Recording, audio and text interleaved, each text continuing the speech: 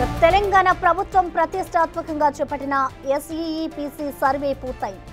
సామాజిక, ఆర్థిక, విద్యా, ఉపాధి, రాజకీయ కుల సర్వేకు సంబంధించిన డేటాతో ఫైనల్ రిపోర్ట్ను నిపుణుల కమిటీ సిద్ధం చేసింది. తెలంగాణలో వెనుకబడిన 242 కులాలతో నివేదిక తయారైంది.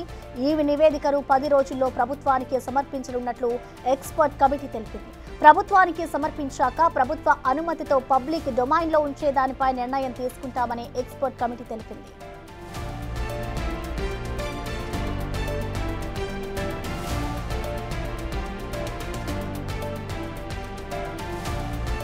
గవర్నమెంట్ 2024లో చేసిన socio economic, educational, political caste survey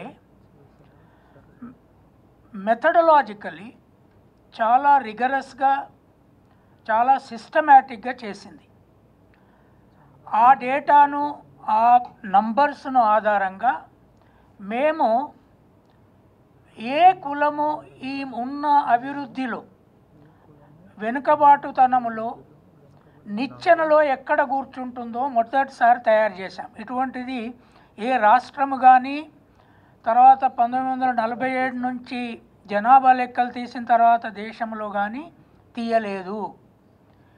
ఇది ప్రతి కులము, తర్వాత ప్రతి group, SC, ST, OBC, BCE అనే ముస్లిం గ్రూపు, తర్వాత రిజర్వేషన్ బయట ఉన్న ఇతర కులాలు, దీంట్లో నో కాస్ట్ అనే ఒక కేటగిరీ ఉన్నది, తర్వాత అదర్స్ ఉన్నారు, నో రిలీజన్ అనే కేటగిరీ ఉన్నది. అన్నిటినీ చాలా క్షుణ్ణంగా అధ్యయనం చేసి దాని మీద ఇండెక్స్ బేస్డ్ రిపోర్టు తయారు చేశాము.